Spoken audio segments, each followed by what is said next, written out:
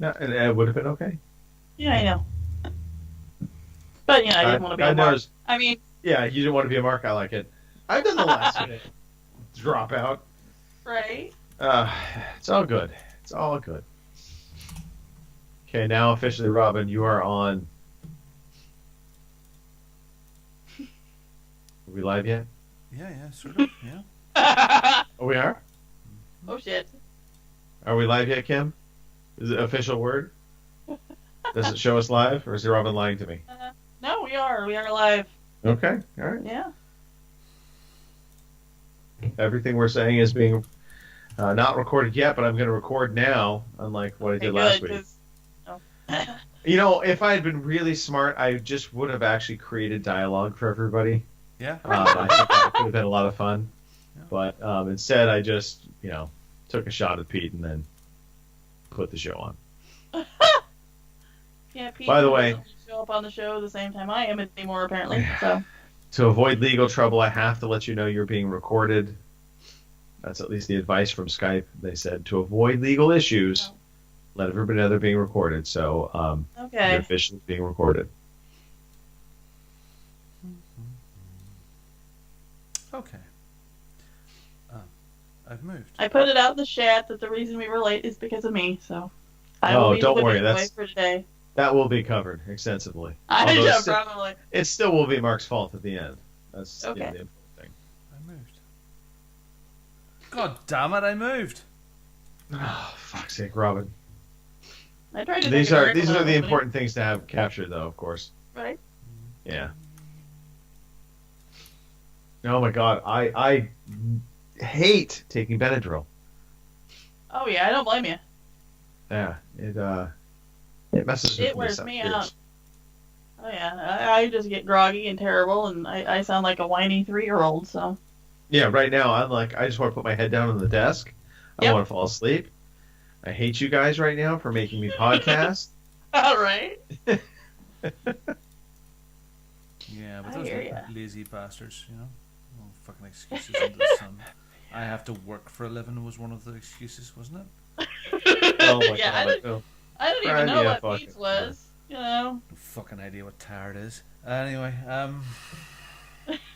we live? We are gonna switch this over to here right now. I don't know what my dad is yelling at, but he's yelling at somebody, and I can hear it through my bedroom door. It's all right. Strange. Yeah. I guess as long as he doesn't burst in wielding an axe, we're fine. Yeah.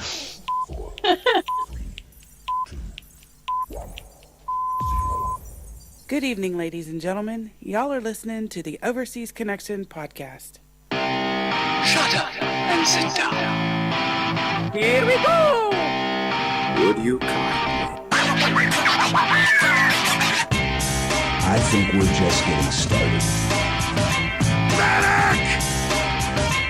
I'm a witcher. I think this is more than you can handle. He sits on his ass all day. Let's do this. Hey everybody, thanks for tuning into the show, and apologies we got started a little bit later, but we'll get into that in a moment.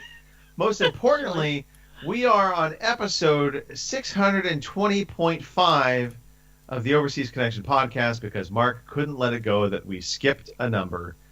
It's a magic number though, so if you can find episode 618 in the Lost Archives, then you will get a special prize. Hint, there is no 618. It's February 28th, 2021. I am just one of your humble hosts today, Greg DeLacy, gamertag Murphy's Law, OC_Murphy's Law on Twitter. And if you're not familiar with the show, we are a gaming podcast. We like to talk about life, though, so it's not just about games. It's about everything impacting everything going on during the week. So a lot of that times it's work, it's just shows, entertainment stuff beyond the video games. But, of course, video games what brings us all together. We're on every weekend. Come rain, sunshine, snow, something. I don't know. I can't even talk. We'll also get into the reasons why I can't talk in a bit. But we do broadcast 9 p.m. in the UK, 1 p.m. in the West Coast, 4 p.m. in the East Coast, 3 p.m. in the Central Time Zone. And we are on Twitch. We are on YouTube when somebody uploads the episodes properly. And that's it for me. Joining me this week, we have lovely Kim Woods. Kim, Howdy, why did you howdy. make us late? Because my siblings decided to show up at all together at the same time, and they brought children, and well, you know how that goes. So I know. It's okay, Kim, because truly the reason why you are late, it's Mark's fault. all Mark's fault. Yes, all Mark's fault. Hashtag AMF. If you ever see us put that out on Twitter, that's what we're talking about. All Mark's fault. And speaking of all Mark's fault, I don't know where I was going to go with this, but Robin Tate manning the deck, spinning the discs. Robin, how are you? I'm pretty good, actually. Yeah, I'm pretty good. I'm still spinning. I'm spinning like a top at the moment. It's me. It's Robin Tate. I'm in Northern accent, like a bag of spanners. And yeah, so hello everybody. Nice to be on the show, and I'll chat to you in a minute. Yeah, all right. Well, there you go.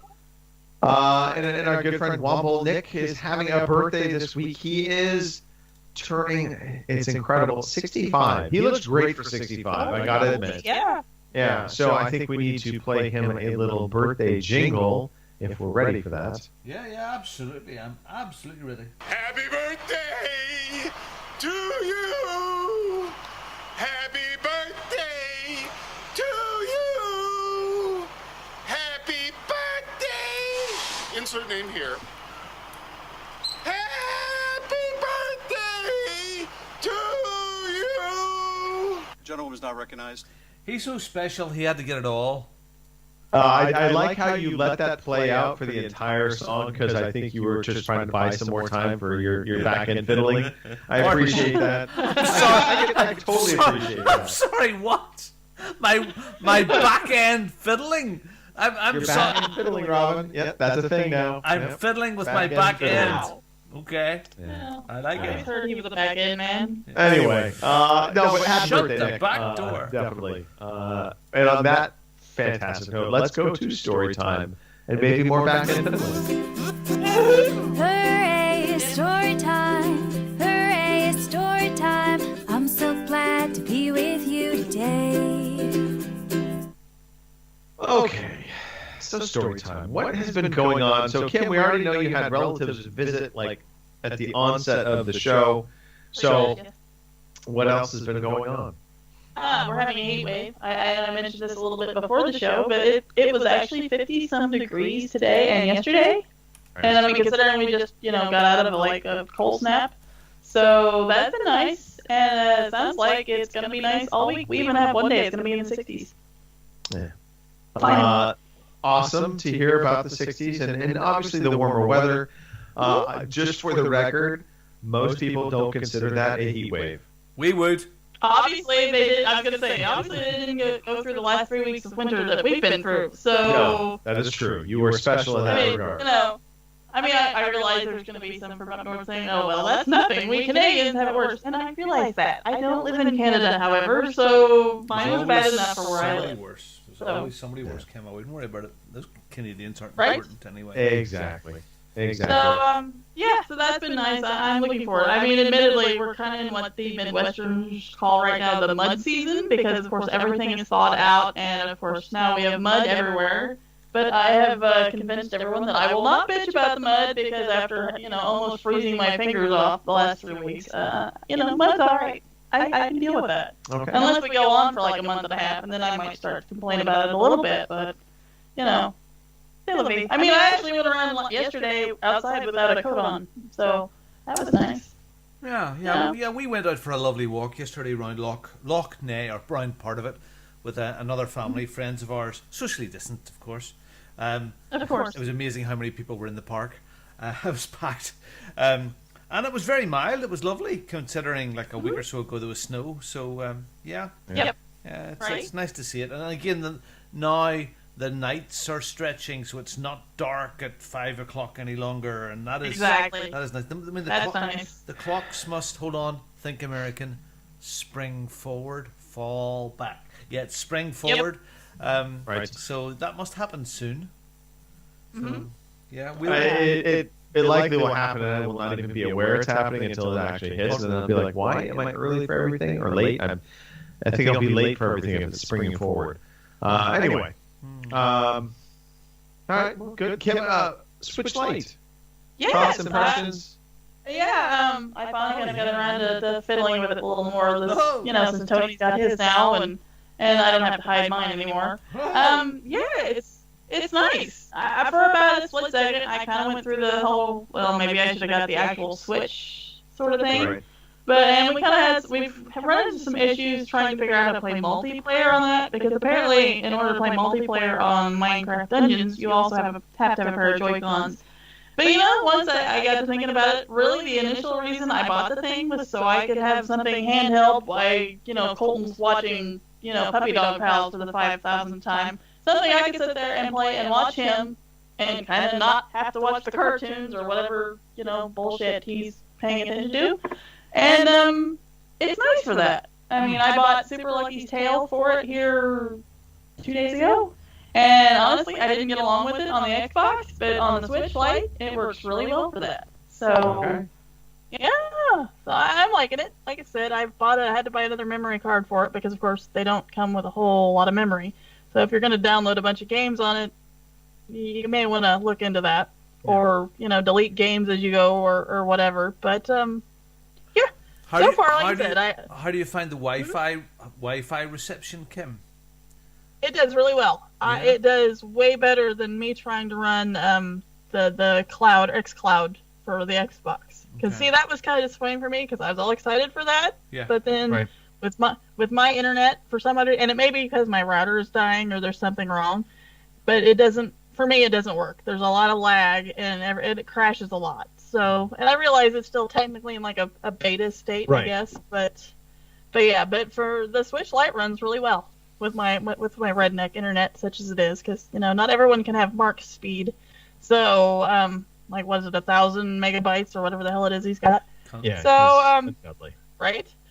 So no, it works really well. Like I said, I had the little niggling thought of maybe I should have got the regular Switch, but that's pretty much went away, and I'm happy with what I've got. So, yeah. Okay. So if you're looking for something handheld, something you're able to play handheld games with, because like I said, I've got Super Lucky's Tale. They've got Divinity 2 on there, and I haven't finished the first one of that yet, but I think that would be really good for the Switch. I think that'd be a good one. Yeah. As long as they update the UI to be readable. Yeah, it's supposed to be, because I've been kind of paying attention to all that. So, yeah. So, it's been really nice. So, the only thing is now You need to pick up a copy of Super Mario Odyssey.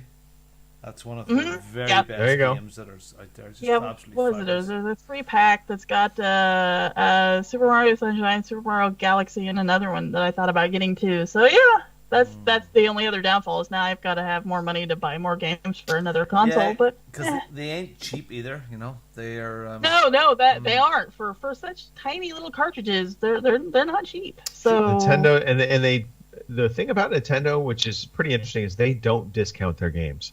No, and you don't get sales of Nintendo games. No, their sales aren't like Xbox or PlayStation or anything like that. So, and they don't taste very good either. So, I imagine they don't. So don't lick them. Thank you for saving me from that.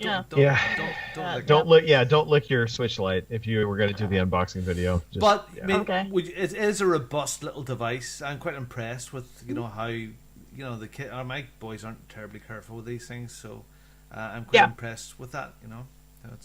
That's why I got it for Tony, because he's not very careful with things, and his little brother even worse. So frig me! Today I'm out round the garden going, there's a big pair of scissors lying beside the trampoline. Okay, boys. Oh no! Yeah, and it just it's never ending. Yeah. Right. You can don't run with scissors in your hand, but apparently you can trampoline with them in your hand. Yeah. All right. Thank you for that, Kim. Robin, let's talk about what a couple of weeks. Yeah. So last week, little Madam was pretty sick. So Jasmine was pretty sick. She is a sickly child anyway, but she ended up back seeing the out of hours doctor, and we had a pretty tough there. Lack of sleep. She had a tougher, of course. She's the sick one. And she's ended up now with this nebulizer. Now we're talking about 2.5, 2 3/4-year-old to be exact. So So she hates it. She hates the nebulizer. She's been pretty good actually. Oh, good. She Good. is a little trooper, so she has been very, very good. But I've been so that's made me tired. We're physically drained, Right. but I get up and I do my exercise, my VR bit every day. Still, I'm still doing that. I missed that. I think there was 2 nights I got just a couple of hours sleep. So I missed one day this week, but I've been at it and thoroughly enjoying that. And my own work, my own proper work, has been very, very busy. Which, and then balancing what I also do quite a bit more and more. My time is spent with the stock market, and this week has been a very, very interesting week indeed on the stock Challenging. market. Let's say most people don't recognize or know this, but the stock market lost about 40% this week over a period of Tuesday. Tuesday wasn't so bad. We call it a V. So everything sold off at open and went whoosh, straight down massively. But by end of day, it had came back up again. So the graph looked like a V. Right. On Thursday and Wednesday, it was okay. It wasn't too bad. Things were going lower, but okay. Thursday, it went to the floor again, but it didn't come back up. So, and they blame this on your American wonderful new government, Greg DeLacy. And the reason why it happened was confidence, one thing, but two, this big stimulus package that's coming out. So the previous person who was there and was really popular with business, he had the money sort of set aside for this. But this new guy, whoever his name is, I can't think of it, decided that what he was going to do is make these bonds. Now, what bonds are companies and people buy them, and it's from the government. So you get a little book, and there's like £1,000 bond in it, and you're assured of making 20 or 30 quid every year. It'll never go down in value. Right. You'll always make that. Nobody wanted to buy the bonds. So that had a catalyst effect on the stock market for confidence, and the confidence was gone, and then went voomp. So yeah, he's made a really good job, this new guy, whoever his name is, over the last couple of months. So yeah, so it'll be very interesting what happens this week. I think it could be another turbulent week there, but still money to be made. But so the day trading stuff is still fine, but stuff that I am holding longer term is yeah, a lot down. Yeah, a lot. Judith is also now on selling. She started with the little trading 212 app, which is like Robinhood. So she over the last month or two has been doing that as well, and she's going, oh my goodness, it's down. Now she's still up. She's been a clever little Wall Street trader, and she's buying and selling just bits and pieces, having fun. But she's still up on her initial investment, far more than she would with the bank. So yes, we're a whole little stock market family. It's good fun. Okay. Awesome. Yeah, so in between all of that as well, I have, as you're aware, your fault, went down the rabbit hole of submarine movies. And this all started with someone daring to say that The Hunt for Red October was not the best, most current submarine movie ever, but it was Crimson Tide. Although Crimson Tide's a good movie. I'm not saying anything to this. Okay. I'm going to remain neutral. So I've went through lots and lots of movies, through Das Boot, through lots and lots of them. Yes. And so, but this week I watched two more, generally in several sittings. So this week I watched this thing called it's called Phantom, and it's with Ed Harris, great actor, David Duchovny, and lots of other people that you would know. It didn't come out that long ago. David Duchovny, of course, from the X-Files. And this is... I'm glad you did not characterize him as a fine actor. I find him to be an adequate actor. Yeah, I like Ed Harris. David Duchovny. Yes. Ed Harris is good. David Duchovny, Well, so he was pretty much a grumpy, even grumpier version of his X-Files character. And the movie is pretty much The Hunt for Red October, because they are Russians in this. It's the Hunt for Red October X-Files. Wow. So David All right. Duchovny's on board with this top secret new technology, blah blah blah, and then it gets all a bit supernatural at the end. And yeah, okay, fair enough. It's yeah. But what I enjoyed the most this week was one that I'd never seen before, and it was Down Periscope, which is Kelsey Grammer from Frasier. He was phoning it in. It's a comedy. It's in the theme of movie, though. Police Academy. It's a cheesy comedy. Funny. Yeah. Yep. But it's actually pretty good. What was the line, Kim? The best line ever in any submarine movie. No one wants to give him a multi-million-dollar ship to a man who has jump aboard tattooed on his penis. Aboard. Yeah. Welcome aboard, Yep. tattooed on his penis. What classic line is that? So I don't know. So that was great. So I'm enjoying this. There's a French one on my playlist. There's still a whole pile more to go through, and I'm thoroughly enjoying it. And I give them ping ratings. So Phantom has I think a 6 ping. Down Periscope gets 7 pings only. 7 pings, which is pretty good because it's good fun. So then Disney Plus started putting a whole pile of more stuff in. Loads of more movies and programs, and some of my favourite movies they stuck in. John Cusack movies. Now, John Cusack, one of his newer stuff was a bit, but his early stuff really good. So, last night I watched 2 while looking after Jasmine. I had Grosse Point Blank on, which is a brilliant, classy movie, really, and funny at times, really good.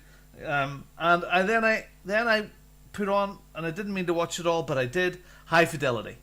Very early Jack Black movie as well in there. Really, really good stuff. So, yeah. So on top of all that, last night I thought, I know the night before we had some friends drop by just for a hello. They're in our bubble. It was safe, blah, blah, blah. But he brought a bottle of Jim Beam, and it was black cherry. So I had a glass of it and went, ooh, okay. It was good. And he said to me that the Jim Beam honey was just as good. So last night when I was out in the car for a few minutes, I dropped past the off license and I picked up a bottle of Jim Beam honey. And although it's good, I don't think it's as good as the black cherry. Okay. The black cherry and whiskey, to me, that's like a marriage right there. That's a good combination. Yeah, the honey, it's okay. It just felt like a cold remedy. So I dropped in and got that. So today I was booking stuff for America. So yeah, I booked flights yesterday. I'm going to Florida for Christmas time. That's done, taking a punt at it. We're going out. We're going to spend Christmas over there in the sun, hopefully. And today I booked accommodation. Lovely accommodation, very nice. So we're going out for the 2 weeks. I think it's the 16th of December, and we're coming back just on the 30th. The 30th. Just before New Year. So I was looking at, and then I had to pay some bills today to do some accounting, and I was having a look through the credit card statements, just looking to see if the flights had went through and stuff like that. And there's this thing that says, Winemark, £1,127. I'm going, is that the name of the airline company, the holding company? Or what? No, those haven't gone through. I was charged £1,127 for the bottle of Jim Beam. Holy shit. Whoa. I didn't realize it was so expensive. I should have got 2. Yeah. So wow. I have to think this was a error. Yeah. By the clerk? I think so. I hope so. So there was 2 I could girls. have bought it and sent it to you cheaper. There was 2 girls sitting. They were behind the counter and they were talk. They weren't eye contact with me, and I generally don't get my receipts because I use my Curve card, which is my all-in-one. Right. So it all goes to there. So yeah. So I phoned today when I realized it this afternoon, and it was some other young girl was, no supervisor here today. Can you call back tomorrow? So yeah. So that was better bets. You'll be calling back. So that was the most expensive, cheap bottle of whiskey I've ever bought. Well, hey, if you do feel that's cheap, I can send you a bottle for 500 pounds. Yeah. Right. No, I mean, it was cheap quality at an expensive price. Finally, Judith and her support groups and information about fostering is really taken off. _LoveShareFoster on Instagram and Facebook and all over the place. Their follower numbers are going up exponentially. It is and they're getting. I think they've been asked to come on some podcast in America. They've been getting supported, and there's lots of support, giving people encouragement about fostering. So yeah, I think a lot of people don't have. You don't realize the number of people that are fostering, but also that how limited they have in terms of resources they can fall back on. So the thing that Judith is doing, quite honestly, it is filling a need that was just like an open hole or wound, if you will, for foster. Because you have professional support, and then you also have you've hearsay. So she's the in between. Judith trains by other foster carers. Other sisters are doing this with her as well, and it's real stuff, real stuff, and little bits of video and stuff from our children as well about how it affects families, and from some main role male carers, so that the man in the house is the main foster care, where the lady is out. So there's people that have changed their careers and fostered. So yeah, there's lots of stuff there. So yeah, _LoveShareFoster, look it up. And that's me. Awesome. So that's I'm busy. Yeah. So gaming it's been really terrible year for gaming for me, but we'll get to that too. Anyway. Yeah, we'll definitely get to that. So you, Tracy boy, Snuffleupagus. Oh my God. So last night about 3 o'clock in the morning, I had gotten up and I opened up our window, and I regret doing that only because pollen. Our allergy season is kicking off in full force.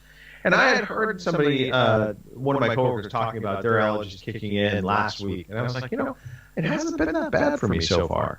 Well, lo and behold, last night, 3 o'clock in the morning, I just start getting that tingling sensation. If you don't have allergies, it's very, the way I would describe at least my allergies is it feels like you have a little feather stuck in your nose. And like you physically feel it, and it's tickling you, and so you're trying to blow it out, just even pick it out. I mean, it is that annoying, and it doesn't go away unless you take medication. And so that hit at 3 o'clock in the morning, and so today I took Benadryl, which I really don't like taking Benadryl because it knocks me on my ass. So like right now I feel completely spaced out. Like my head feels like heavy. It's just a very odd sensation, and that's because I took 2 Benadryl about 2 hours ago. So yeah, there's that. So allergies aside, so some interesting things. So sorry, can I interrupt? Yes, you may. So when I was younger, I'm not that. Oh God, it is now. Fucking hell, I am an old fucker. I had dogs, okay? So I had an Irish red setter, lovely red setter. We had a Labrador at one time. I had an Old English sheepdog, and I loved my dogs, okay? And cats, I was always a bit dodgy around, allergic, still very allergic. But after Judith and I got married, we lived in a very small apartment, and I couldn't keep my Irish red setter, so Tilly Trotter was moved out to a farm, and that's where she went to. And a few years on, I become completely allergic to doggies as well. Yeah. So one Christmas we were going round to my sister-in-law's house, all of us there, and they had some dogs, and I took Benadryl's an antihistamine. Yeah, it is. Yeah. Right. Yep. So Judith said, if you feel a bit this, coming on, take one of these. Take it away. Right. So I had no real experience with antihistamines, even though I was in my 30s at this stage. So I took one, and then half an hour later I could feel my eyes getting funny, so I took another one, and I kept on going. And I thought she said to keep on taking them until it goes away. I must have had about 6 or 7 of these little tiny pills. Shit. And oh no! Then, Slept for most of the Pretty day. much. What is wrong with you? I don't know. How many of those did you take? So yeah. Bit of alcohol, some antihistamines. I was. Oh God. Yeah. That will really knock you on your ass. Yeah. Right? Yeah. So that was me and antihistamines. Yeah. Yeah. Well, it's funny because allergies are weird in that as you get older, the older you get, or as you are getting older, I should say, oftentimes people develop allergies. I'm allergic to you. It's I know, but it's very different. I mean, you kind of would think it would be something that you would have early on, and then you would kind of grow out of it. But no, completely the opposite. You develop allergies as you go through life, apparently. Not all the time, obviously, but for me, that is something that did happen because I never used to have any allergies. And then about 10 years ago, maybe 12 years ago, is when I first started getting allergies, and they've just gotten worse. I found as I've got older, I've definitely become more intolerant to assholes. I mean, does that count? I'm also allergic to you, Robin. So that you know.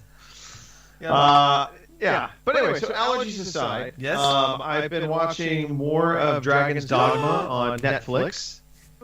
How's that? It is good.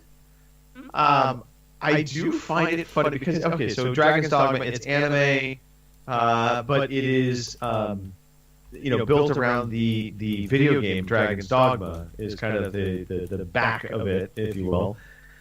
And so I struggle a little bit with Dragon's Dogma only because it is anime, and when I say it is anime, it is embracing on-screen nudity, and for whatever reason, seeing somebody taking a woman from behind in a window in an anime cartoon is just disturbing to me. I don't know why. I'm not a prudish person, but I'm like watching this cartoon animated series and then just suddenly seeing a sex scene unfold on screen. And I'm just like, hey, Shaggy, leave her alone. I'm like, you don't do this in cartoons. And of course, my wife is like walking in the room and I'm like, off. Yeah, well, I mean, I have seen some of those Scooby-Doo things, and those plays on adult Scooby-Doo. It is good. I will say, Dragon's Dogma is good. It is anime though. At the end of the day, keep that. The one saving grace, at least for me, with this, one of the things I hate about most Japanese anime is you always get the goofy character. They always have a sidekick, goofy-looking character, big round eyes, or some talking animal type thing. None of that in this. This has been very straightforward storytelling. They haven't gone to some of those traditional Japanese tropes for anime. So I appreciate that. However, the sex and every woman having gigantic boobs, which okay, I'm fine with that. But that definitely is there. So just make sure try and watch this with your kids. That's what I would say. No worries. It is funny because the warnings that come up on this thing is like, nudity, sexual situations. Does not talk at all about the fact that they show beheadings and things being lopped off and blood everywhere. That's okay. That never gets mentioned. That's okay. These are just prudes. So from Dragon's Dogma, we had a great session of D&D yesterday. Phil Olsen kind of getting the OC D&D back on path, and so that has been it was fun. It was just a good, I think, hour and a half long session we had yesterday. So nice to be back with that. Mark's character still challenged by boxes. Right. Listen to the show, you'll understand. And then just two more things to catch on. And Robin, I do see your note about the one more thing, so I will give you your one more thing in a moment. I was working out with I have a bunch of arm bands, a bunch of resistance bands in the garage for working out at home when I'm not being able to go into the gym. One of them snapped on me, caught me right on the forearm, and so of course I'm like, okay. So I obviously I don't want to be one of those people that you see on the videos where they have the thing snap and hit them in the face. So I started checking out the other bands, just feeling along the band.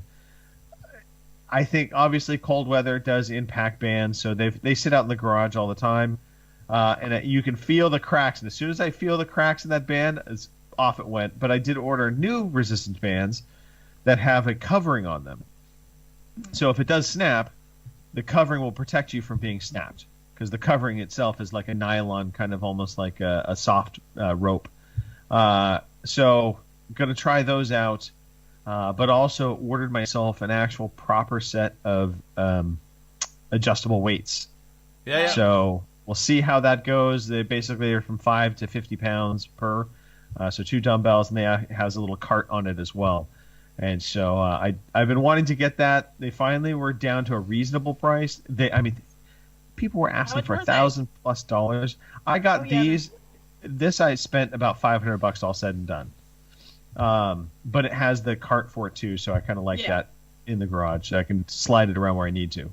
So that should be coming on the 3rd. So that'll be nice, because I want to be able to get in a reasonably similar workout at home when I don't have time to go to the gym.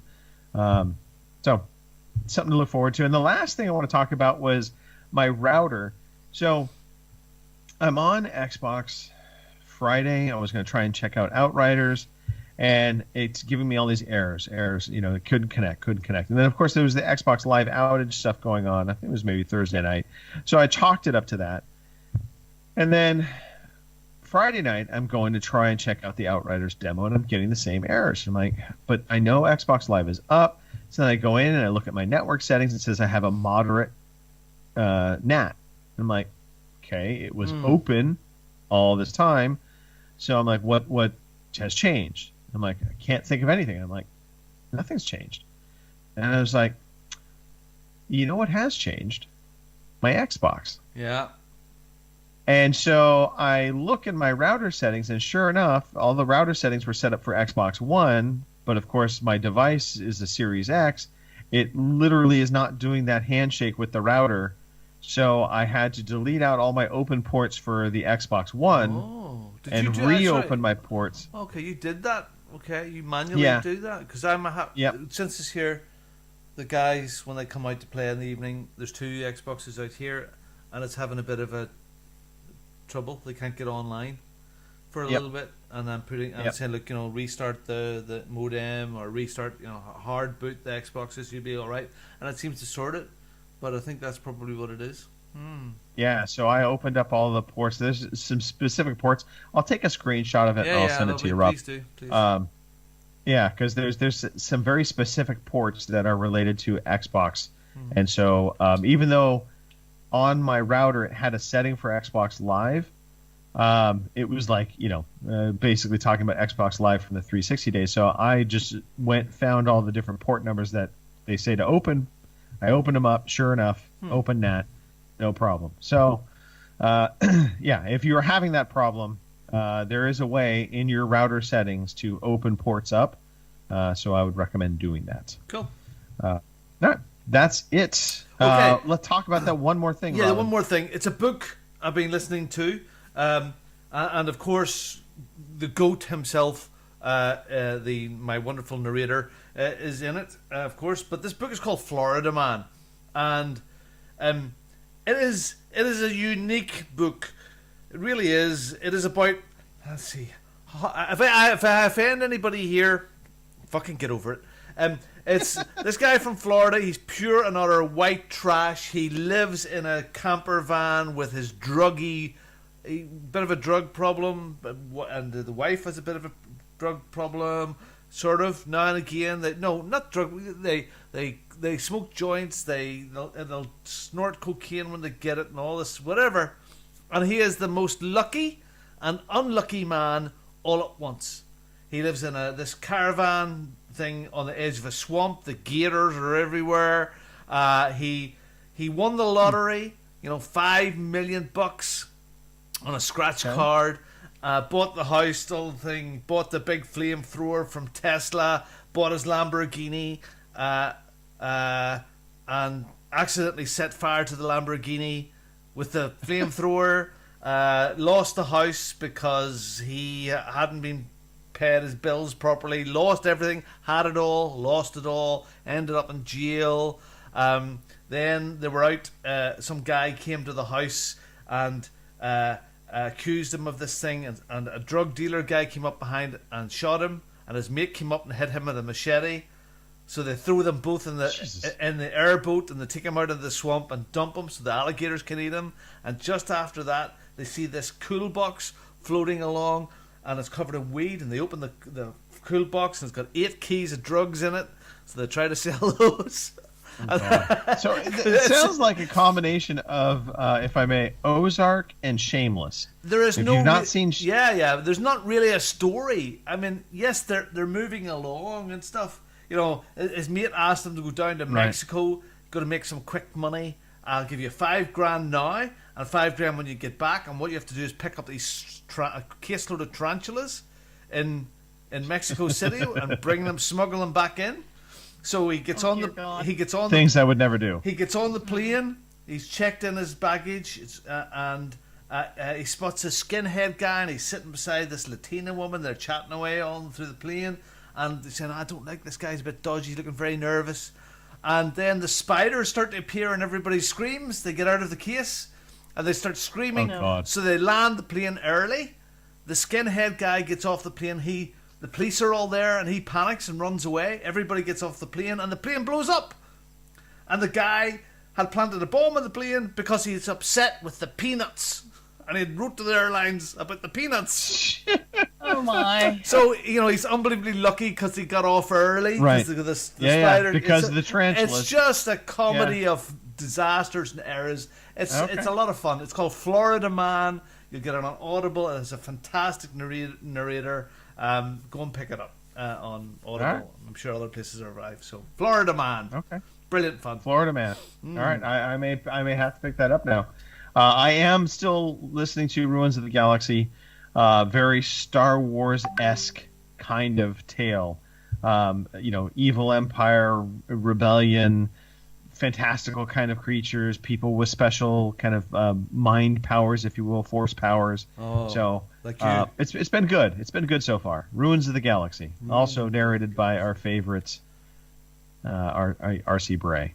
Anyway, all right, that's it. Let's go into games. Let's talk some games finally. Shall we play a game? I want to play a game. You are one pathetic loser. All right. Well, Kim, it is the start or end of a month, starting of a new month. I don't know whatever happened to February 29th, but it's gone. So we only have to look forward to March 1st. So, That being said, what can we look forward to in the month of March? Alrighty, yes, your monthly freebies for the month of March are for the Xbox One, 360, and X and S. We have Dandara Trials of Fear Edition, which is still available till March 15th. Warface Breakout, which is available March 1st through the 31st. And this one, I tell you, Vicious Attack Llama Apocalypse. Yep, that's what I said. Which will be available March 16th through April 15th. Metal Slug 3, which will be available March 1st through the 15th. And Port Royale 3, which will be available March 16th through the 31st. Those are your Xbox games. However crappy some of them might be. Yeah. The llama one was enough to kind of throw me off. So anyway, your PlayStation Plus games for the month of March will be Final Fantasy VII Remake, Maquette, I would say, Remnant from the Ashes, and Farpoint VR. So those are your PlayStation games for the month.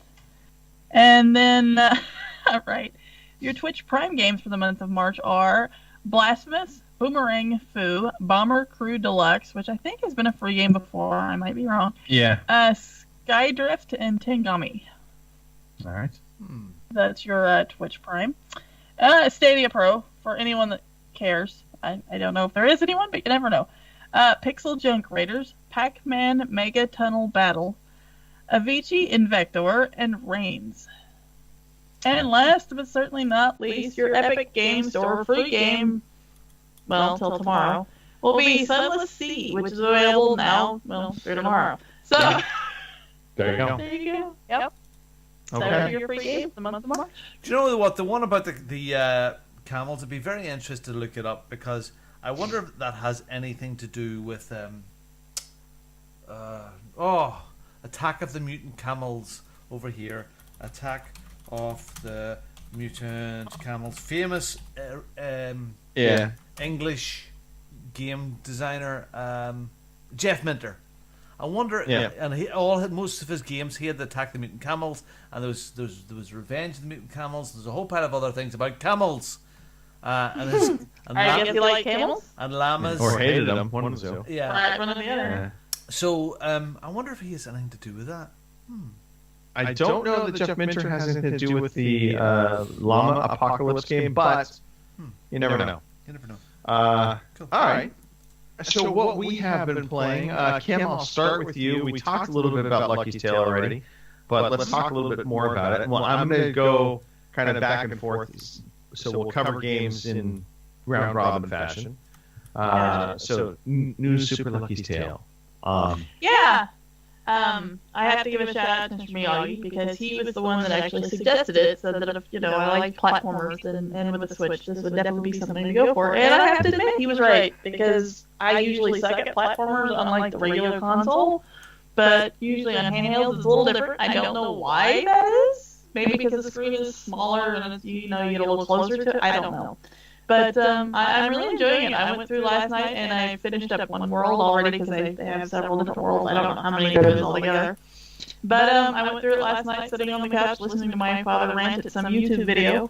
And I actually got a little gaming done while I was half asleep. And Super Lucky's Tale. If you've got a Switch and you like platformers, and I definitely would recommend it. So. Yeah, I would venture to say most people that are buying Switches are going to have some kind of affinity for platformers solely based on the Nintendo property of Mario. It makes sense to me that this is a good game for handheld. Obviously, they've done some patches to the game as well, so you're getting a more polished version of the original. But it also is just, it always struck me as a game that was good for playing in bursts. And I feel like, obviously some people will play their Switch for hours on end, but it just strikes me as a really good game to have where you kind of pick up, play a couple levels real quickly, and then shut it off. Exactly. Okay. And that's more or less what I did last night. Because, like I said, I tried it on the Xbox, and maybe it was just the mood I was in. Maybe that's why I didn't get along with it then. But I'm definitely having more fun with it now on the Switch than I did trying to play it on the Xbox. I know we had quite a few people completing it, but I found it got very, very difficult towards the end of it. So you had to keep on going back to get the stars to progress, and it got a bit. Oh, for goodness, really? It turned into a bit of a grind, then, didn't it? Yeah. Maybe. Okay. Actually, Robin, we're gonna skip over to me now. Yeah. And I will give you the heads up. It's going to be Wreckfest. So this is a game that has really started to take our community by storm. You know what? I think they say it was Matt Empower that had started playing this. And if it's not him that started it off, apologies, but that's the way, at least in my head, I'm remembering it. But obviously, it is part of Game Pass. It was on offer. I think it's been a PS Plus game also in the past. I could be wrong on that. But either way, it's a really fun, non-sim driving game. And I say that because it has good physics to the driving controls. I never felt like it was too fiddly.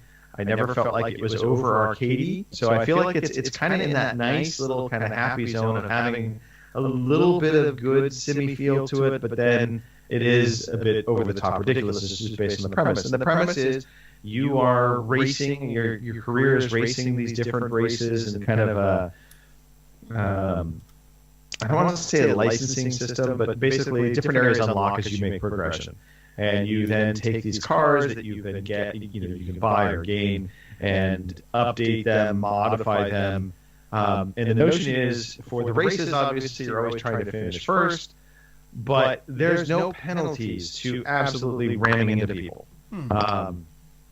It's actually expected. And so your car takes damage as you're driving along, and so the key is to take as little damage as possible to make it past the finish line.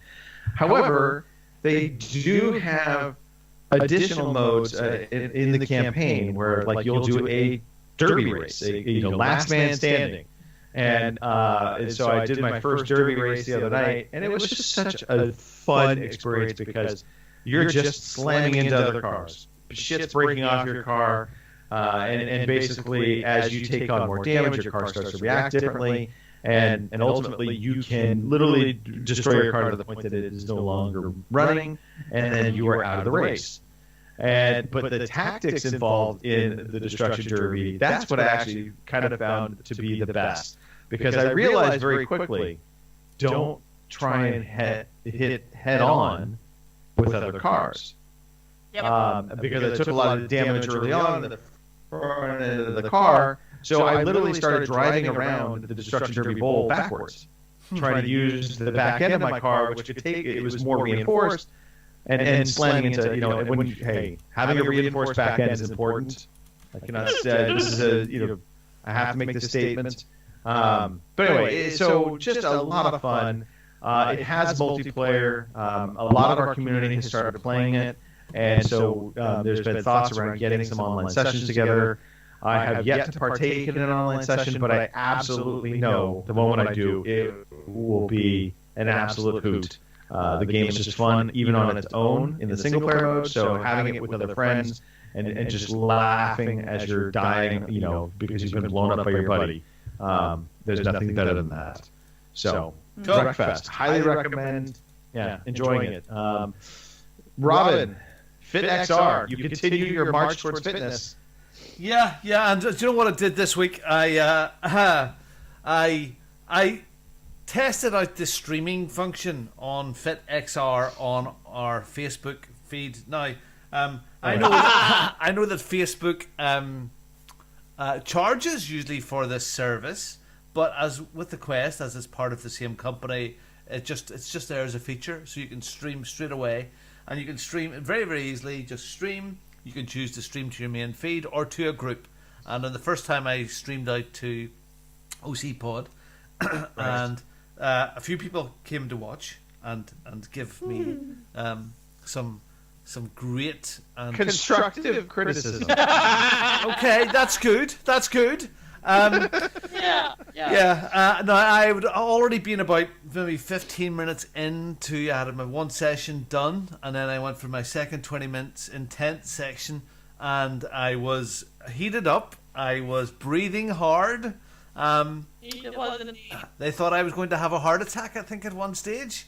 But yeah, so it was good, and it's just funny because the things that you punch are coming towards you, and down to your bottom left near the ground in this virtual reality simulation thing, you can see the chat messages coming up, and you can respond live. Now, unfortunately, on the intense settings, it's hard to look down, but every now and again I caught them, and your woman here is laughing her head. I was going to say you were laughing your tits off, but I can't say that. You're laughing your head off about God, I'm glad I didn't say that. About me and stuff. So do I feel guilty about eating cookies while watching this? So yes.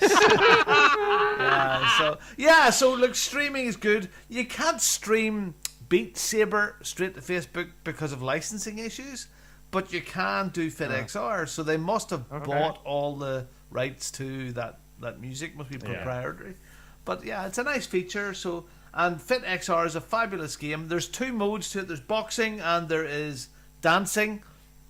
I am still quite proud to say I have not even tried the dancing. I am not doing the dancing. I think now that you have established streaming capabilities, Robin, you 100% absolutely need to be dancing on screen. No, I started there's a tutorial for the dancing, and he came on and it was like, work it, we're going to get you through the session. Yeah, you work it, you're going to strike a pot. And I went, no, not doing this. No way. All right. Martin, the reason why my camera makes me look rather pixelated is I am in the tiny little Skype picture in the window in the corner because for some reason Skype has updated again, and usually you can make that picture bigger, and it's not.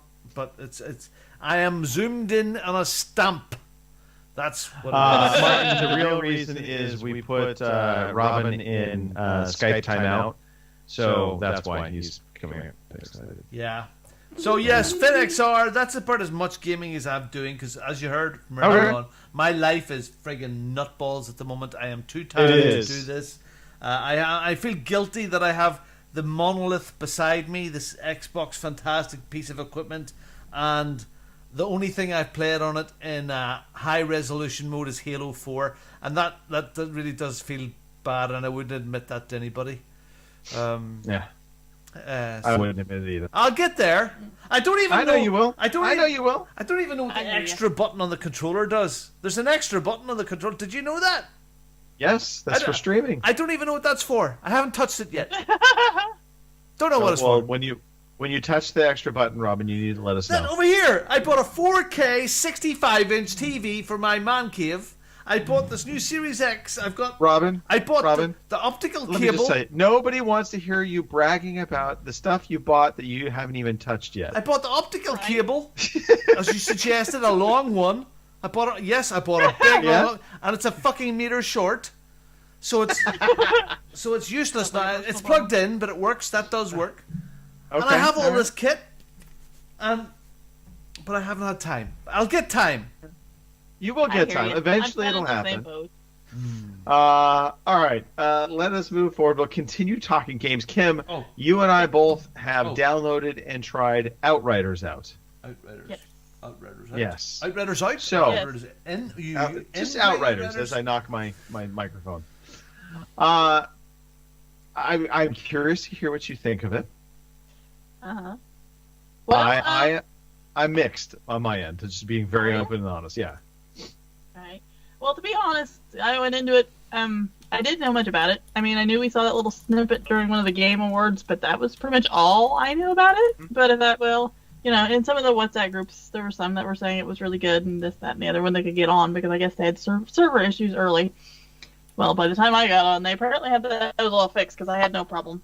But anyway, so I went into it not knowing what it was, and I guess you could say I was pleasantly surprised, because in a lot of ways it reminded me of Defiance, only better.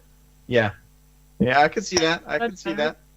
And yeah, I mean, I wasn't. And if you've played, I was the epilogue or whatever the hell it is. If you've played the first part of it, you'll know what I'm talking about. And when you first start, you're going through, you're playing the game, and then all of a sudden it does like a massive something goes wrong, and it does like a massive 360, and then you wake up and shit has totally like hit the fan, and I was not prepared for that. It kind of you go in playing it thinking, okay, it's gonna be one thing, and then that thing happens. And you're brought back out, and then it's totally something else than what you thought it was going to be, which threw me off a little. But I don't know if enough people buy it. I think, pick it up. I think I might pick it up as well.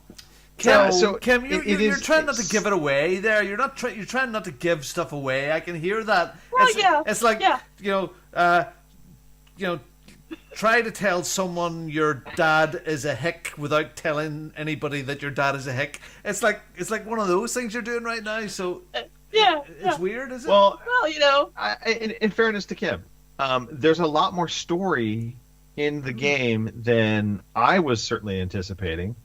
It is a kind of one of the, it's an online game that I feel like doesn't need to be always online, but it does require you to be online. I kind of got that too, because when they threw me back out there and they're like, well, you need to join a group or play with randoms, I'm like, but why? Let me continue playing the story like it is. Why do I need to join people that Yeah. I mean, if it was you guys, that's one thing, but I don't want to join a bunch of randoms just so I can finish to see where the story's going to go. I don't understand. And I could be wrong, but I think there should be a way for you to play kind of start your session without anybody joining your session. Yes. But the problem is, I think it always is open to somebody jumping into your session. Exactly. Yes. And you don't want anybody just to jump into your session. I mean, you need to know them first. You need to know them first. Maybe have dinner, a cocktail Relax. first before. Yeah. It does look very Gears, doesn't it? So that's so my comparison is kind of Gears of War and Monster Hunter. At least that's the vibe I kind of got. Yes. Just because there's a lot of like really big fantastical creatures that you're going to fight. Big monsters. Yeah, so I still need to play through some more of it. Apparently, it will carry over to the final version, your experience, so your time isn't wasted in the demo.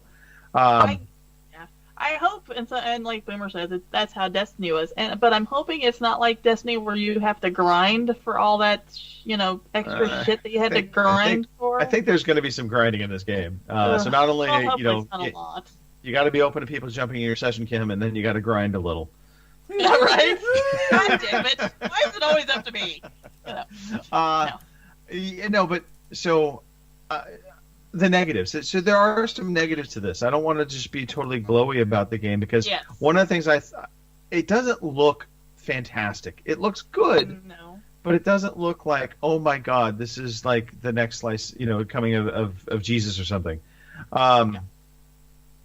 I found, like, comparing it to Hitman 3, for instance, Hitman 3 felt really visually well done. Ray tracing elements, it just really jumped out, and here, Outriders, it feels like an Xbox One game. It feels and it is a cross-generational system game as well. So maybe that's it. Maybe it really is. It's not really getting true next-gen polish. It's just able to play on that on those systems. It'll play it in 4K if you're on a PS5 or a Series X or S, and it. I think is playing right around 60 frames a second, if I'm not mistaken. Well, if you polish the pole, you can slide into the game much, much better. This is true. But yeah, so again, it visually it's not going to wow you. I don't think. No. There are moments. There's moments where it looks really good. There's moments where it looks like, okay. Yeah. It has some of that. Better. Well, the Uncanny Valley stuff of the eyes. Yes. I catch that every now and then. I'm like, oh, okay. But also, it's very. So this is made or published by Square. It's People Can Fly as the developer. I found it kind of funny because one of the characters just straight up reminds me of Metal Gear Solid. Metal Gear. Cowboy hats. Yes. Yeah, Metal Gear. Yeah, okay. You'll know. It was Big Boss, I think. Kurt Russell for a while. Because he kind of reminded me of Kurt Russell. So I don't know why. He just is. So they have some of those kind of quirky characters within the game. But, I mean, overall, pleasantly surprised by the campaign aspect of the game. Yep. I hope that is something that really carries forward and it isn't just we have up front some campaign stuff and then from there it just says, nope, it's always online, grindy, kind of Anthem, what Anthem turned into, which we don't want. No, I don't, So, anyway, but yeah, Outriders, I'm pleasantly surprised, kind of hoping for something good.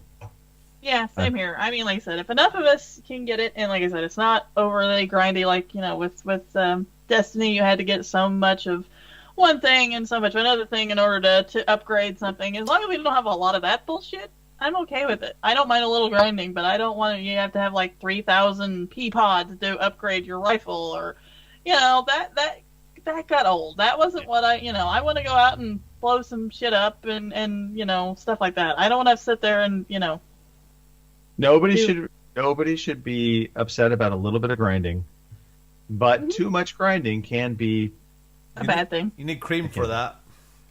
Yeah. It gets irritating. All right.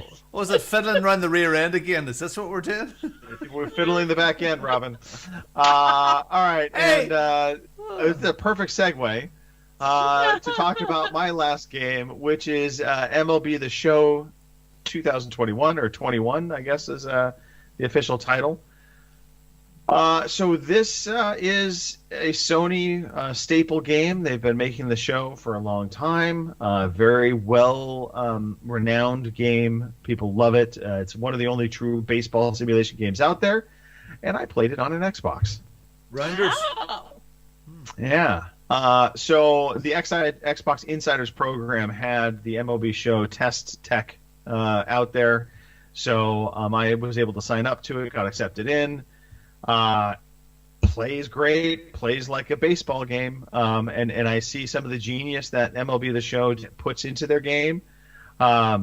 They did not allow you to obviously record any of the tech tests. It was kind of funny because on screen you literally see your gamer tag just repeating everywhere. So, obviously if you tried to stream it, your gamer tag would be on screen, so you would get in trouble. So was not going to be doing any of that, but I can happily say it looks good. It plays good. I'm probably going to, pick this up. I won't ask Mark to pick it up because I know he's not a baseball fan, but I kind of want to just support the notion of Sony putting their games on other platforms. And so I like baseball. I like playing baseball games far more than I like watching them. So MLB The Show for me on Xbox is kind of a slam dunk right now. It looks great. Even though it does look good, I am disappointed that Sony has gone their first party route of charging $70 for their first party games. So this will be a $70 game. Yeah. But I still want to support it, if that makes sense. If nothing else, just to make fanboys cringe a little bit more. And so, yeah. But MLB The Show on an Xbox. Who would have thought we would ever get to this point where Sony was making games? And I did have to laugh, by the way. So you have to download it from the store, and I go to the store, and I was fully expecting to see like something with Sony in the description, but no, there's no mention of Sony as the publisher anywhere in the Xbox store, other than and it says the developer San Diego Studio. I always thought it was Sony San Diego, but I think that just is how people associate them because of where they're based out of. So San Diego Studio is the developer. Once you get into the game proper, though, you see Sony front and center, and just kind of one of those funny, weird moments of life where we're like, did we ever think we'd get to this point? And Sony publishing on another console. So money. There you go. Money. Yeah, indeed. Hey, before we go on to other things, Kim, real quick, a little shout out to the chat, please. Sure thing. I've got a little bit of a list started. So as I speak right now, I'm talking to Boomer. He's in there. Fraser Moose stopped by. James Bevan, which I believe is Joystick J. Martin and Lord have all stopped by. So thanks, fellas, for stopping in and keeping me company in this chat box. I appreciate it. So. Well, there you go. Cheers.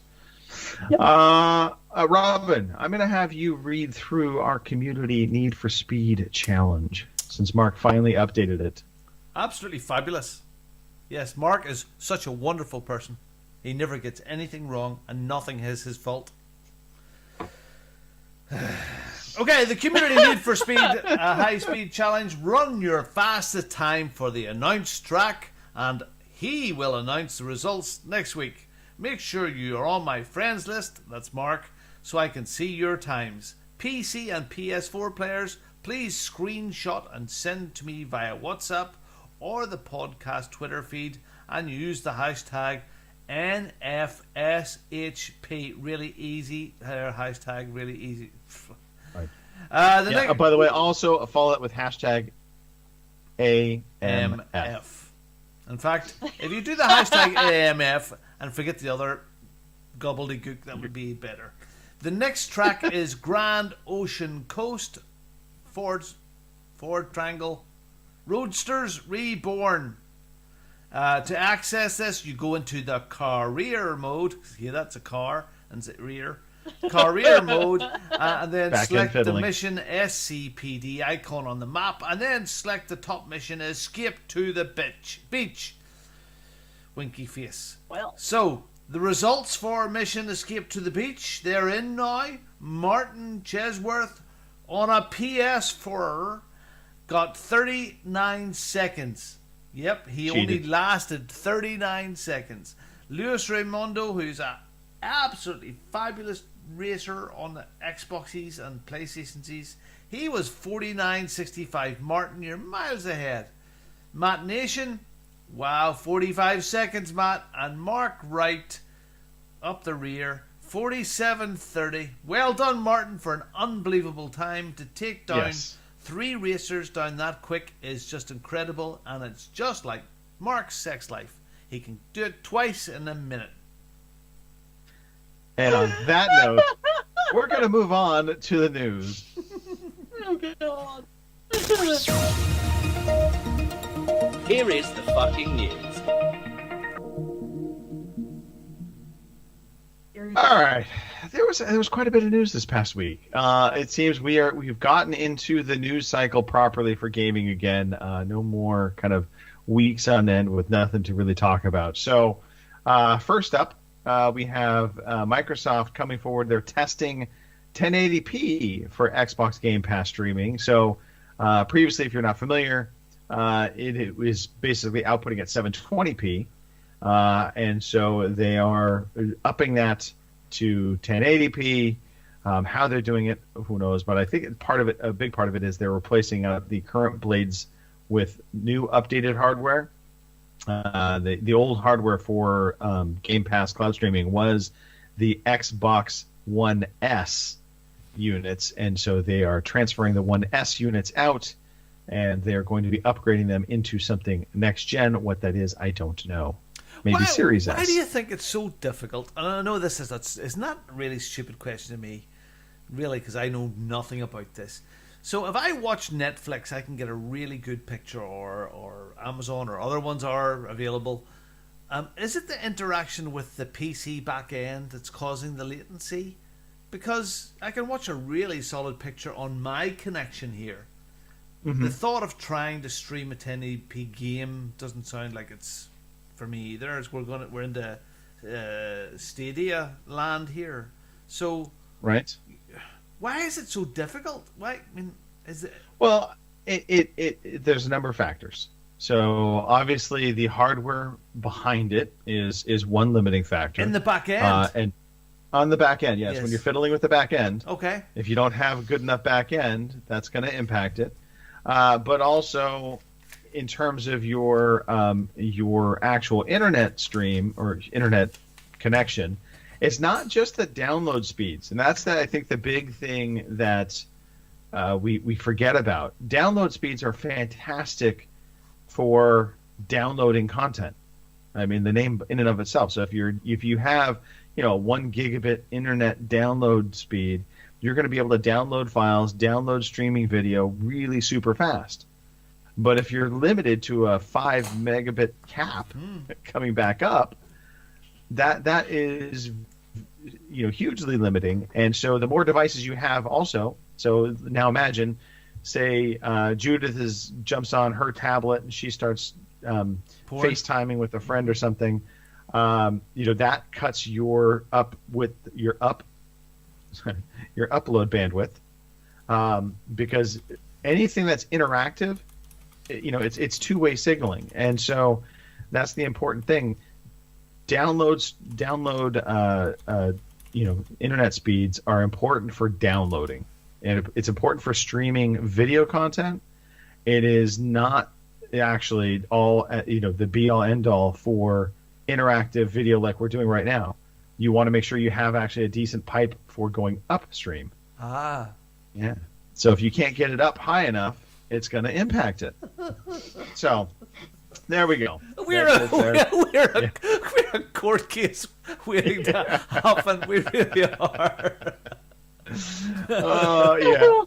I felt a bit like Bob Ross there too, like painting a happy picture of trees. Just put a smile to it. Within this, by the way, within this little update on the Game Pass streaming and testing of 1080p, they're also hinting at an upgrade for PC remote play. So you'd be able to basically do your PC playing on stream Xbox Cloud to your PC. Keep in mind, that's something they don't have. So the reason why they went the 720 route originally is they thought xCloud was just going to be on mobile devices. The reality is, I think Stadia proved maybe Stadia didn't prove this, but because Stadia didn't prove much, but the ability to stream content to your PC is going to be a thing. Being able to play games on your PC via stream and not have to download anything. So Microsoft's original vision for xCloud, I think, was really focused on mobile. So 720p is perfectly fine for a small screen. It's going to look great. But once you try and put that on a large screen, it's going to, obviously show it's 720p and it's not going to look as crisp and clean. So that's something to also note that is likely coming as well. Both Xbox and PlayStation both suffered outages this past week. I think Xbox was the bigger of the two in that it went on for, I think, 6+ hours. But just a day after the Xbox outage, Sony's PlayStation Network was having all kinds of issues in and around particular games. And I think it was like Call of Duty. I think somebody was saying Fortnite was affected, but it was a little bit different because it wasn't just like a universal outage. So, yeah. Welcome to the Connected Future, folks. All right, more news, and we have a lot of Sony news this week. Good news for PlayStation 5 owners: the SSD expansion slot will reportedly be unlocked summer of this year. So you'll finally be able to add an additional SSD to the PS5. They're going to be doing that through a firmware update that will allow higher fan speeds to prevent overheating. So this is one of the other things a lot of people don't understand. Compared to older external hard drives or expansion hard drives, SSD cards get really hot. They generate a lot of heat, and so you need to be able to accommodate for that. For whatever reason, the PS5 at launch didn't have the right software on the back end. Here we go again. Yeah, they didn't have, so they need to account for that. But so you're going to have that, and it will be enabled through a firmware update. It'll be interesting to see. There was speculation that they might cleverly be doing this by allowing the unlocked higher cooling fan speed to be game-based. So games that require more cooling, the fan will kick into a higher clock speed. So that'll be pretty clever if they do in fact do that. My fear here is, by increasing the fan speed, is that going to potentially increase noise? We'll see. We shall see. And we don't know, by the way, we still don't know what SSD drives are going to be supported. We only know that they said it's PCI 4.0 M.2 SSD drives. Who the manufacturers of those drives and who they actually allow you to put into the box is still unknown. Cyberpunk. They had a February patch that they had been talking about, and unfortunately that is not coming in February. And that really is because of the whole VPN hack that they had, where they basically had the game stolen from them by hackers. They not only stole game code, but they actually went in and got employee files. So, all their personal information. So basically, everybody got locked out of the system for a few weeks as they tried to sort through all of this. It really threw a big wrench in the mix. I feel bad for Cyberpunk and CD Projekt Red because, look, I get it. The game had problems when it came out, but for a lot of people, that game was good. And yeah, you can argue that, okay, maybe the management made some bad choices and they weren't being fully transparent. I don't care. That still doesn't give you a right to go out and attack them, try and hold them ransom for the game that they created because you're pissed off or you were trying to make a dime. So I hope those people get caught. I doubt they will at this point, but you never know. All right. The good news, well, this may not be good news. It all depends upon how you looked at this. So Sony had a state of play. And so we hadn't heard from Sony in quite some time. State of Play basically is one of their showcase events where they show off what's coming up for the PlayStation family. And so they had some announcements saying, hey, we're going to have a State of Play on Thursday. It's at 2 p.m. In the U.S., well, 2 p.m. in my time zone, 2 p.m. Pacific, which meant it was 10 p.m. On your end in the U.K. So curious that they chose those times to do this stream, only because it seemed like that would really make a lot of people over in Europe miss the stream, but oh well. And they announced 10 games in total that were covered in the State of Play. So I'm just going to kind of walk through in order of when they came out. So they led off with Crash Bandicoot for It's About Time. As soon as I saw they were leading off with Crash Bandicoot, I was a little concerned for the State of Play because, let's face it, you're not putting exactly the quality here? forward. Yeah. Yeah. But they show off the game, then they moved on to Returnal, which I still don't know what to make of this game, but it's coming out in March, I believe. So it's right around the corner. It's a roguelike shooter, third-person shooter. I believe it's Sigourney Weaver is doing the voice acting. And it's almost like a Groundhog Day. You're stuck in this loop of kind of coming back and dying and coming back. And we'll see. It looks good. It looks cool. But isn't that sort of a theme? Because isn't that kind of what Deathloop is? You know? Maybe.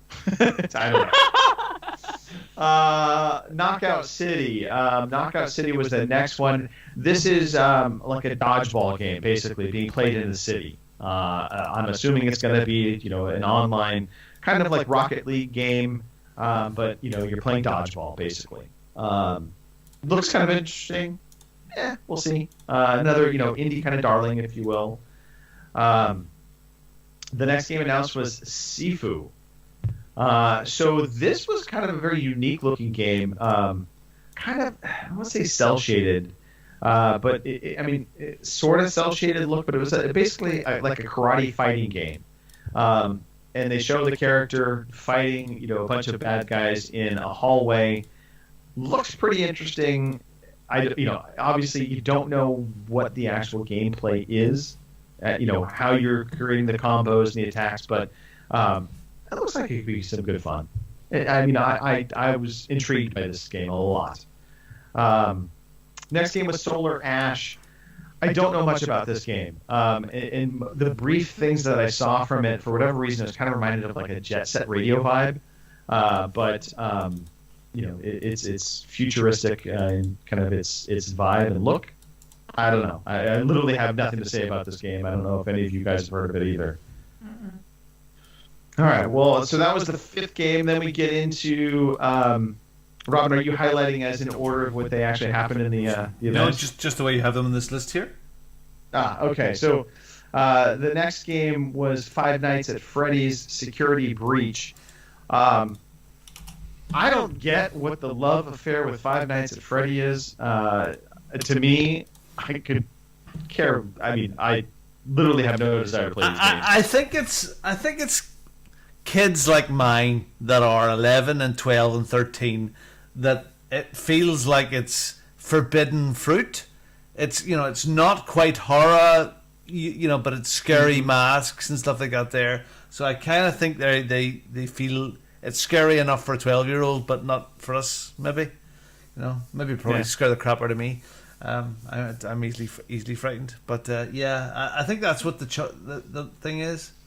And fair play to them. They've from a little sort of iPod or Android games to something that's really really cultural now. It's fair play to them. Good.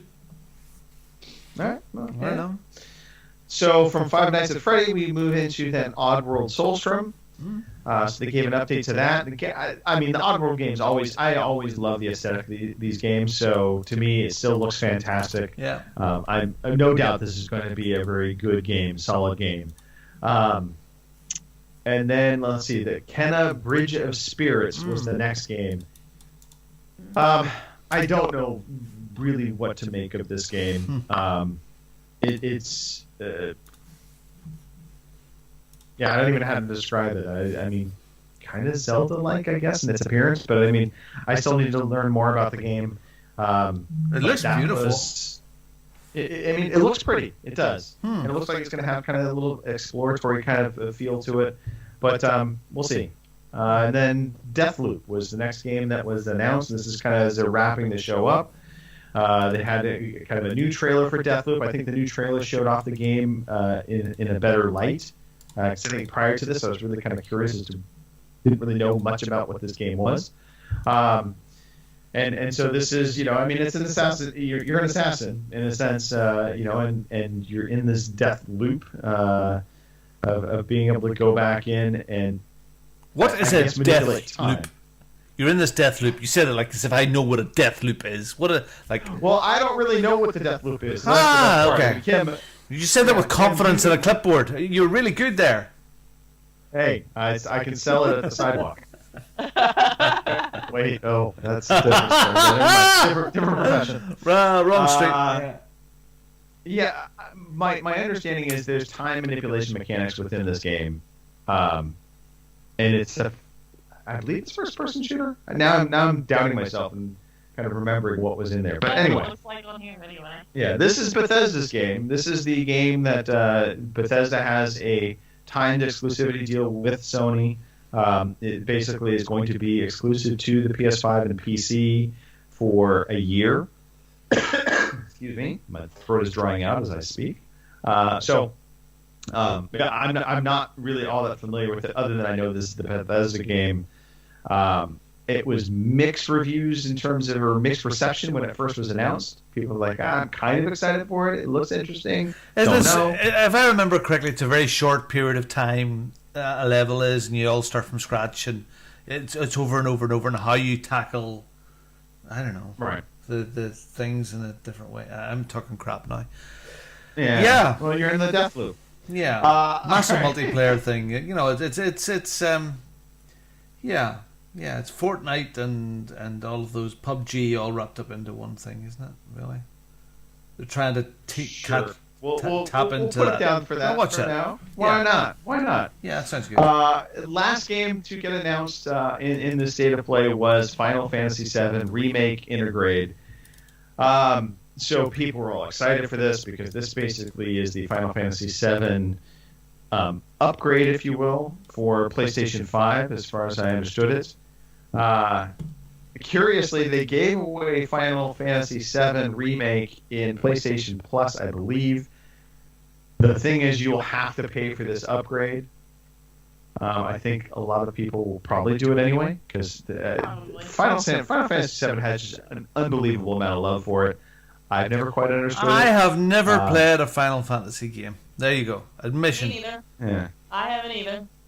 Okay, so we're obviously the wrong audience for this, but a lot of people were excited about this. Oh, yeah. And that was the event. 10 games, updates, some PS5, some PS4, last generation.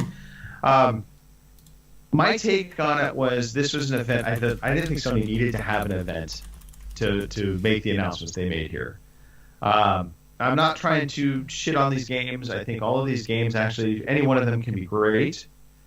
I just felt like this event felt like it didn't have a lot of oomph to it. There were no heavy hitters in this, with the exception of, I guess, Final Fantasy VII Remake Intergrade. But that's really just a polishing of a game we already know has been made. So I felt like Sony probably could have been better off not having a state of play and just have made some of these announcements through, a PR, statements, just a couple. They could have stretched it out over a couple of weeks and just made a couple announcements here and there, give an update with a quick video clip of it. A lot of people were not happy with this event. A lot of people, you get the Jeff Keighley's of the world, if you will, that say, hey, rate the event. What would you give the rating? And I think 40% of those people responding to his were saying it was a D. That's not a good foot for Sony. I think they could have, again, just held off. No, and after they had something better. And after that last event they done as well, it was a D as well. Yeah. So yeah, I mean, you got double Ds now, and that's no good. Double Ds. Yeah. But yeah, so that was the event. We know there's been a few games that have slipped out into 2022. I guess Horizon Zero, the Forbidden West, is rumored now, and this is by the same leaker that had actually rumored its existence, is that it's rumored it's going to slip into 2022 as well. And I don't fault them for this. I think that's something that people also have to put into perspective, and maybe this is the reason why this event itself was a little bit on the lighter side, COVID really did impact the gaming industry pretty significantly. And a lot of people try to, they say, oh, well, you can just work from home, it's easier. It's not. Working from home it sounds easy. But being able to keep your focus on your job, especially if you have wife, kid, your dog, whatever is in the home environment that distracts you, it is very hard to stay on task. On top of that, you're likely, your home setup is not going to be nearly as good as probably these developer setups at their offices. So I think we're going to see a lot of games slip and continue to slip into 2022 just because of how impactful COVID was for a full year, or at least a half a year, that just, impacted game development and is pushing it out. But anyway, so that's the news. Let's get off of that. Let's talk about emails. We did get an email. Big Smooth, gotta love him. He reached back out to me, shot me a email, and so I thought, you know what, I will include it on the show. It was supposed to be in the show about a week back, but I didn't include it then, so I'm including it now. Dear Greg, good old boy, great man you are. See, he knows, he gets it. He said, well played, sir, LOL. So I want to clarify that I was not shitting on the lack of PS5 news. Well, Big Smooth, we've given you plenty of PS5 news now. So, but he says, I was just saying you don't have many people talking about the PS5 games and comparing it to the mighty Xbox Series X. The main reason for that is nobody's been able to buy a PS5 yet on our podcast team. I know, Robin, you plan on getting one. I know Mark has talked about planning on getting one. Kim, you've hinted at you might try and get one. I'll probably get one down the road, yeah. I need a slimmer version. I need a slimline version. That's the main reason why I literally can't get a PS5 right now. I measured, it will not fit in my current setup. So, no, you won't be able to get into your rear end of your thing? You'll have to fiddle around the back, Greg. It's a bit of a tight fit. Normally I don't complain about a tight fit, but this might be it might generate too much heat and friction. And that thing, if you got it, yours would be so big. Yeah. Anyway, he just said, I just want to hear from a perspective from a PS5 owner. So don't worry, Big Smooth. We have Joe Biden on the case trying to figure out why there are shortages for semiconductor chips for the Xbox and the PS5. As soon as he gets to the bottom of this, then everything will be solved and we'll be having plenty of PS5s to purchase. I did find that little news story, by the way. That is a real-life news story. That they are actually setting up a committee to investigate the semiconductor shortage.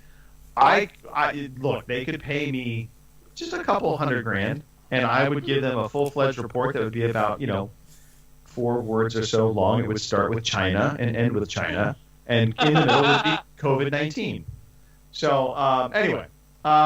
He goes on to say, I enjoyed the show, but still confused how Pete is enjoying that RuPaul show and chess. You're not alone there, Big Smooth. All of us are scratching our heads at this.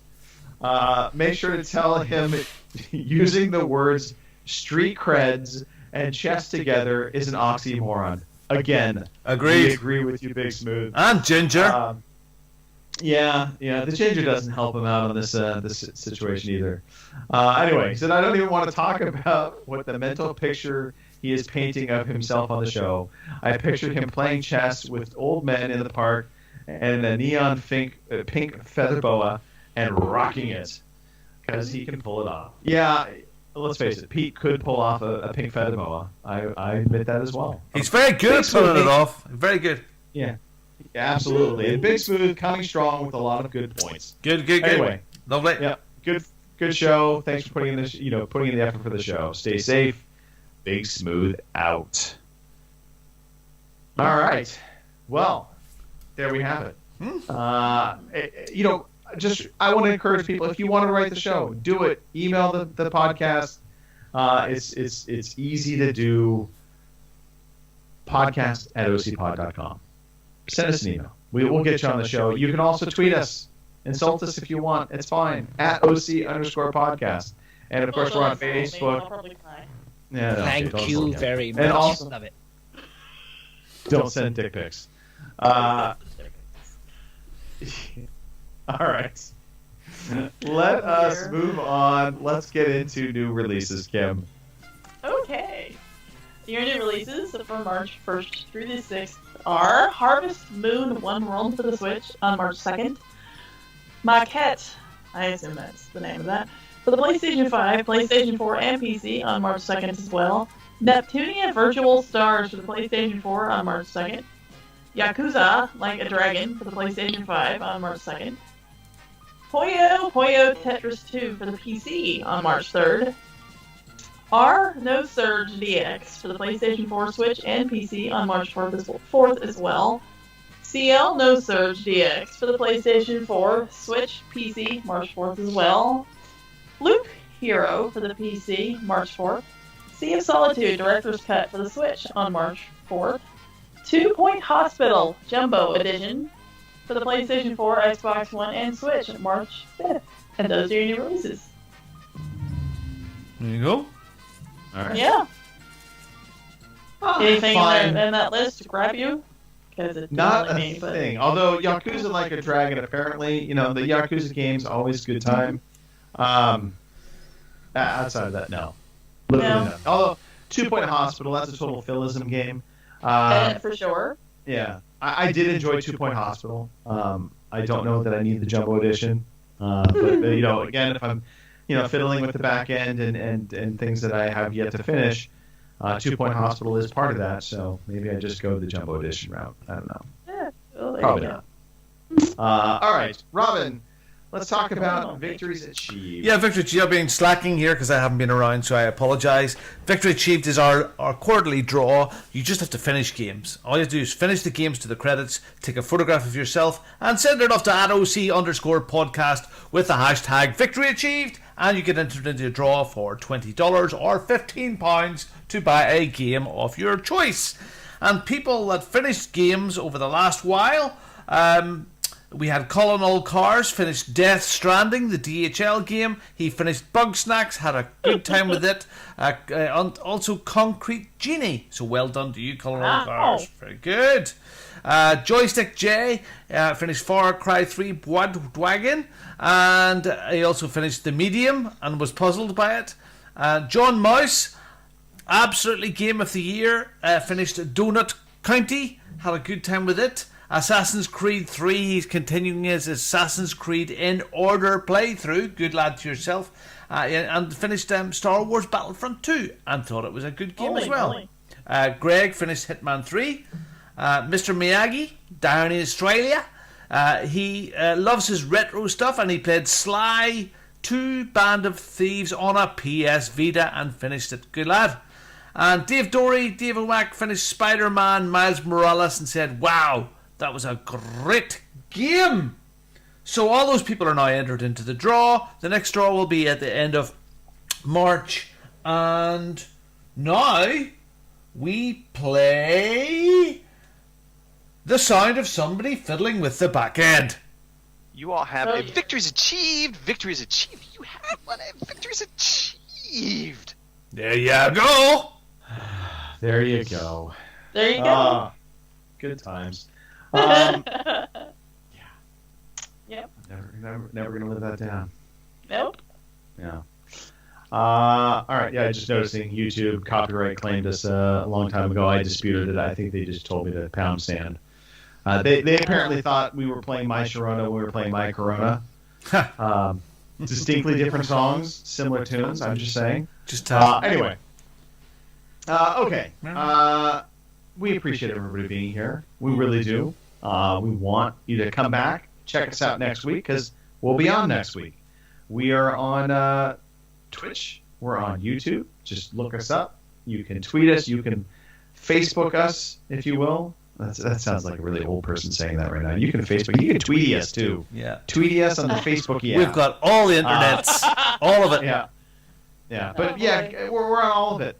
And you can watch Robin dance on Facebook. There's nothing more exciting than that. You know what's coming, Robin. You know what's coming. You're gonna drink that more of that Jack Daniels or Jim Beam and honey, and you're gonna feel like a honey, and you're gonna get up there with Yeah, you're gonna get your boogie on. I can feel it. It's gonna happen. See, that's what happens when I fall off the wagon. Can you imagine if I hadn't went for food and had went for the VR headset, anything had been possible last night. But, Yeah. But no, I fell off the wagon. I can see it now. Yeah. Robin's gonna be doing VR and a horse head and nothing else. Don't get my hopes up. There's a picture for you. Oh dear. All right. Let's just do some shout outs. Robin, why don't you start us off? Yeah, to all the lazy bastards that didn't make the show this week. That would be Mark Wright because he has a job, Phil Olsen because he has no hair, and Pete because he's ginger. You lazy bastards, get back to the show. Guys, enjoyed the show with you tonight. That's been good fun. My goodness, we've almost done 2 hours. Well, sorry, almost 2 hours because, well, we got started late because of a certain somebody. Mark, yeah. Sorry. Yeah. Please, if you're on Instagram, please check out _Love Sharon Foster. Have a look. Pass it on to someone who's interested. Give my wife and her sisters some support, and that would be lovely. Yeah. Greg DeLacy, the food parcel of chocolates and jerkies and all of that sort of stuff has been fantastic. And it's been lovely. Those little jerkies and chocolates and stuff that you can't get over here.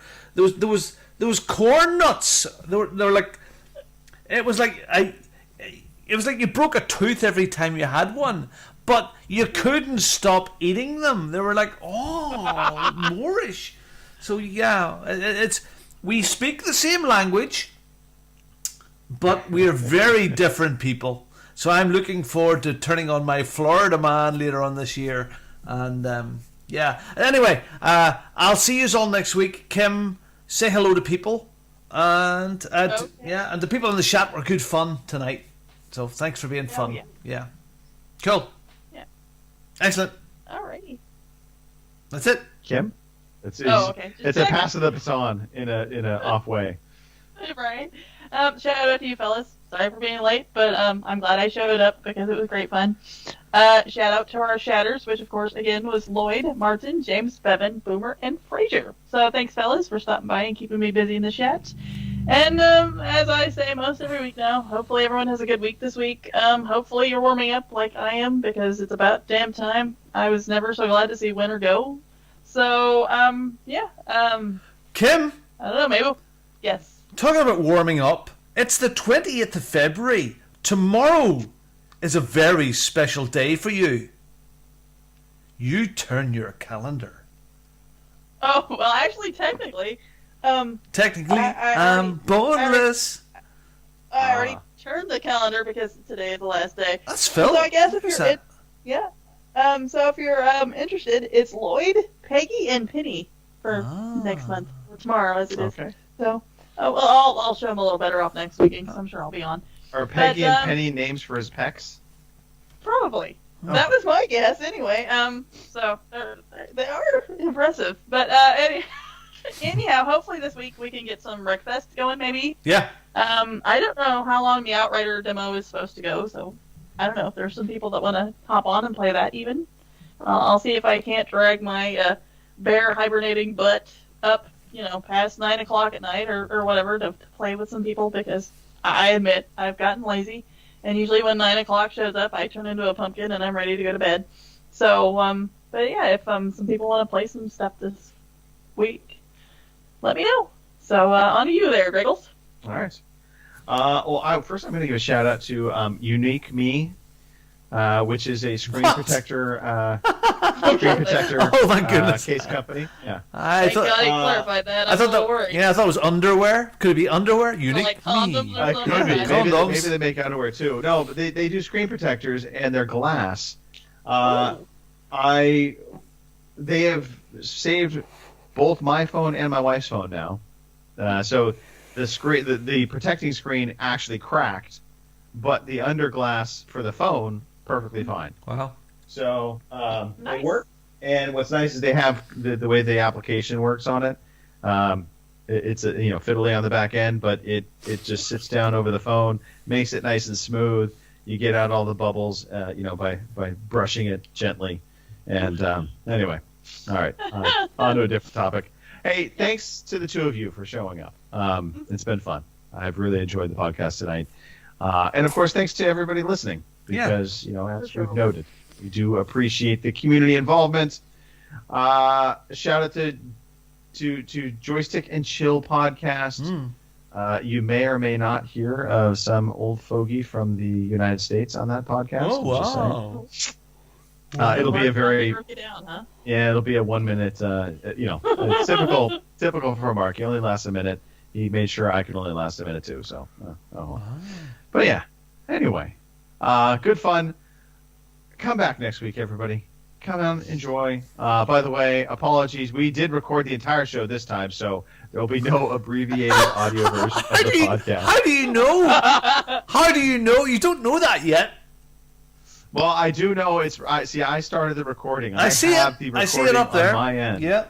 You're recording your end. Your back end. Your end. I've recorded my end. And, well, again, fiddly on the back end. But I remember to do it at the start of all of this kicking off, as opposed to last time. Yeah, it was Mark's fault. Good deal. Yep. On that note, hey, Robin, take us out. That one there. Thank you for listening to the Overseas Connection podcast.